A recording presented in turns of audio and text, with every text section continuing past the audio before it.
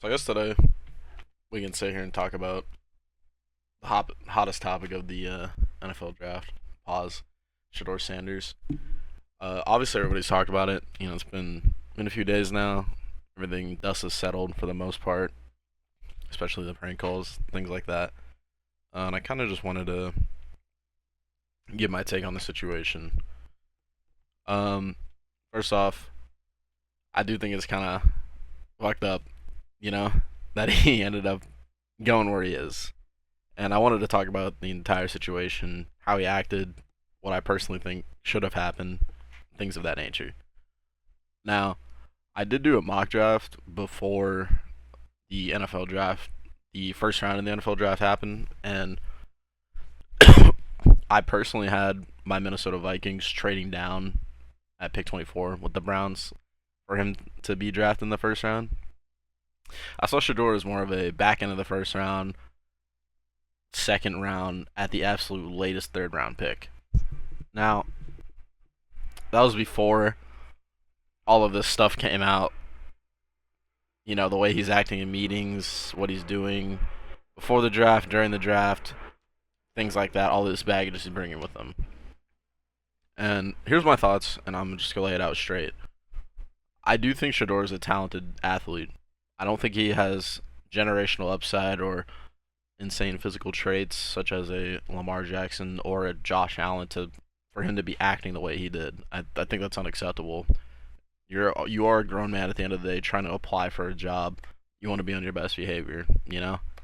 Uh, Going running around doing all these shenanigans, I don't think it helps you whatsoever. My thing is for him to end up in the fifth round. Obviously, we have to sit here and say it's because of the baggage, just because of the way he's acting, things like that. Like there's no other reason I could genuinely see that. Um, as to why. I mean, you could look at some of his tape, like I genuinely put him at worst QB3 in this class, at the absolute worst. I'd even give you maybe QB4 if you want to have that discussion, by all means. But really, the fifth round. And I understand, for example, there's a lot of teams that you want to take Shador to be a backup or to be potentially your franchise guy. And say your franchise quarterback, for example, if you're the Rams and you have Matthew Stafford, he's coming to the end of his life cycle. Say Shador's in there, he gets in there. Or Stafford has a bad game, not playing super well, and you got fans asking, "Come on, come on! I want Shador. I want to see him in there." Listen, we saw this with Carson Wentz. Now, obviously, it's a little bit of a different situation because Foles, he did win a ring for Philly, but we saw what happened to the man. Constantly hearing his fans, everybody around him, begging for this other guy, which obviously, again, it's a lot different. Shador is a college athlete that acts completely differently than what had happened with Nick Foles, but it's an interesting parallel that I think not a lot of people have talked about. The Rams aren't the only suitors for Shador. Obviously, at least me, I thought he had a lot of people fooled of that he was going to the Giants because I mean, I think it's kind of insane to get yourself Giants themed cleats when you're not a for sure lock. Like to me, Cam Ward playing Fortnite saying, "Yeah, my favorite wide receivers are Traylon Burks, my favorite coach is Brian Callahan," saying shit like that. It's like he clearly knows something. He clearly knows that he's not going any further than this. But he honestly had me fooled. I thought Shador was a first round talent at the at least, or first round talent to third round, very very beginning of the third round. So I don't know. I think it's very interesting. I think Shador, giving him the benefit of the doubt, having a dad that, listen, you can call him eccentric, you can call him flashy, blasphemous, whatever you want to say. You cannot deny that this man Deion Sanders has talent and that Shador has talent. And I'm more than confident that Deion is having conversations or had this conversation with Shador saying like, you see where everybody values you at.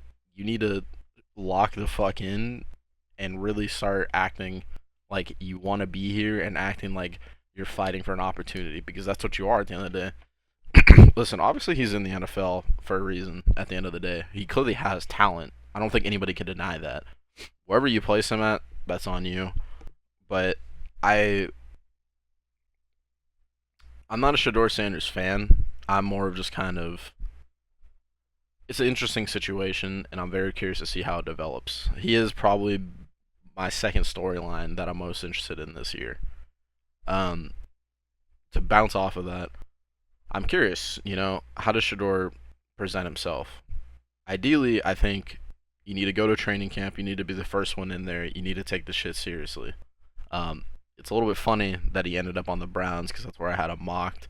But the Browns, their owner always comes in, steps in, and makes these decisions without the team really wanting to do that. And it's very evident. You could look at the draft cam footage of when the Cleveland Browns decided to put in the card for him, and not a single person in that room was happy, which tells me, it's clearly the owner coming in making a decision, especially because you just took Dylan Gabriel. You just took him the round before. Why are you? I guess it's like, one of those. Surely one of these guys is gonna hit, right? Like moments. You got, That's a messy ass quarterback room. You got fucking Deshaun Watson in there, Kenny Pickett, Sheduer Sanders now, and Dylan Gabriel. I don't have anything against Dylan Gabriel. I really don't. But I think it's ridiculous to think that people are really selling me that Dylan Gabriel is a lot more talented than Sheduer. I think that's a little bit ridiculous. My personal opinion. Um, Going forward, I'd really like to see him really come into his own, and I want to give him the benefit of the doubt.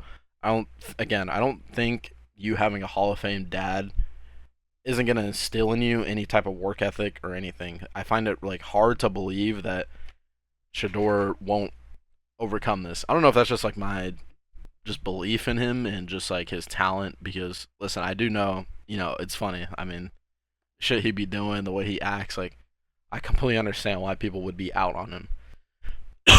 But I just think having that presence in your ear will significantly help you in the game.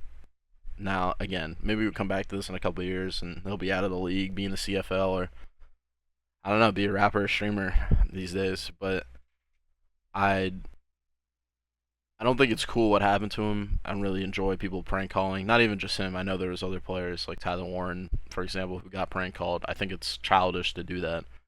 But I do think with Sheduer is a little bit targeted. I mean, don't you think it's a little bit weird that all of a sudden he got this like phone call of these guys like fucking with him? Which again, I'm not gonna say it was an NFL insider or a staff member that did it. There is no evidence, but I think it's fucked up to a degree. But that's really all I want to say on it. I enjoyed the NFL. I enjoyed the draft, like really and truly. It just kind of is shitty to think about in some aspects that there are people that are gonna go out of their way to do that and kind of fuck with you like that. So, I guess to finish off this video, I really just want Sheduer to succeed at the end of the day. I guess you could call me a fan just because, I think one of the favorite quotes I live by is, "What's life without a little bit of adversity?" And I think this is the first adversity Sheduer's really felt like faced in his life, and I'm curious to see how he responds to it. Again, I'm rooting for him. I do believe he can succeed. I'm surprised it ended up being the Browns that took him. I mean, everybody in the league kind of has a sense of, where he was going to go, I believe, except I want to say Sheduer and his family.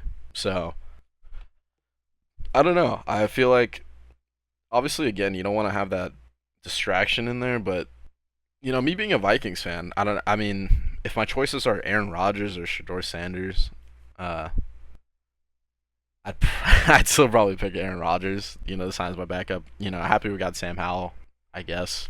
But I mean, fifth round pick on Sheduer Sanders, and he can play point guard of the offense. I mean, come on, like, why not? I just feel like that's such a little investment to, you could potentially get the face of your franchise. So I just find it a little bit interesting, this whole entire situation. But yeah, again, I really wanted to just make a like a post draft video, so that's probably going to be my next video. But I kind of felt like Sheduer Sanders deserved his own video in a way, just because of who he is, as well as everything that transpired. I'm not trying to glaze the guy, but I didn't want to. I didn't want to do what the NFL did and kind of only talk about him while I'm trying to make a draft video, which I do think is really shitty. But again, I'm just a guy trying to make YouTube videos because I really enjoyed the NFL. So, hope you guys are having a good rest of your day, man.